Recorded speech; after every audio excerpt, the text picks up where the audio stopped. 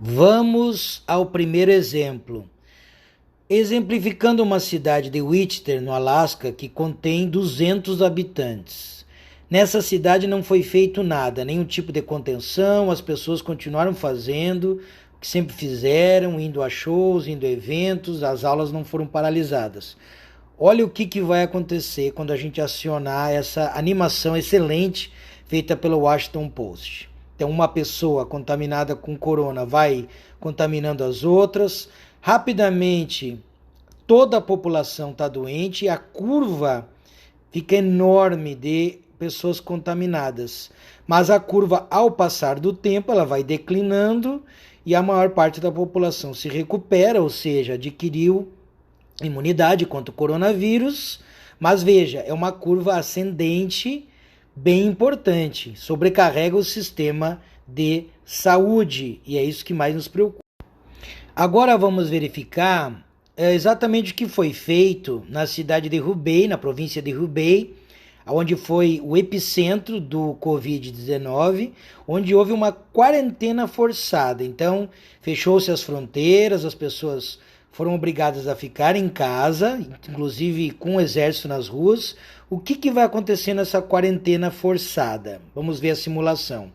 Então, fechou as fronteiras, as pessoas contaminadas, não tem como prender as pessoas todas lá. Então, veja, as pessoas acabam passando, acabam contaminando as outras, há a formação de uma curva um pouquinho mais achatada, mas a curva ela ocorre e rapidamente as pessoas então se contaminam e também se recuperam do Covid-19. Então veja o tipo de curva que está sendo formada com o passar do tempo.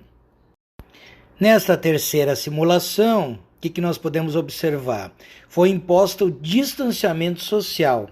As pessoas só saem de casa para ir nos mercados, uma distância de mais ou menos 1 metro de cada uma, e a imposição era que as pessoas ficassem em casa. Olha o que vai acontecer.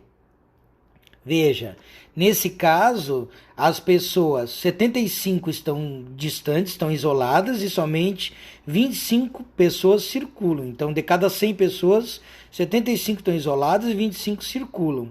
Veja, eu tenho uma curva mais achatada e eu tenho um índice de recuperação alto também. E a quantidade de pessoas que adoecem é bem menor se comparado com uma cidade que não houve esse distanciamento social.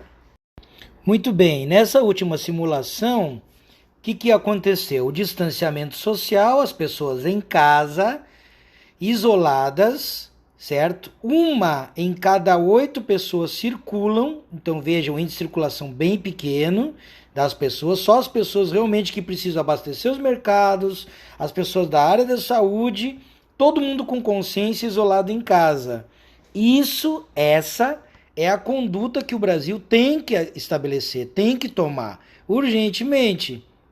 Fechar as escolas, fechar as universidades, fechar os ambientes onde há uma aglomeração de pessoas e pedir, clamar para que as pessoas fiquem em casa, que não se exponham às ruas, que não se exponham aos lugares com aglomerações de pessoas, porque a Covid-19 já está no nosso país, já está aumentando a quantidade de pacientes infectados. Então veja essa simulação, que interessante.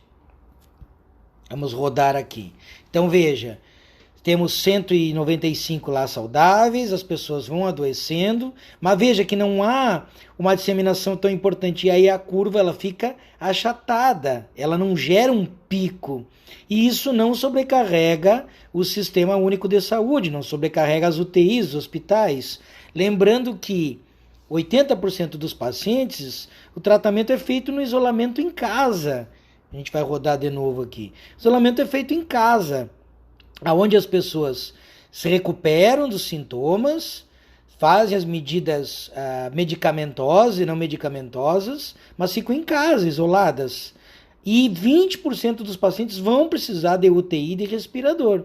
Quais são eles? Os idosos, a partir dos 60 anos, os que têm problemas pulmonares, enfisema, câncer de pulmão, os fumantes, os pacientes com diabetes, os pacientes com hipertensão, os pacientes com câncer, os pacientes que têm imunidade reduzida.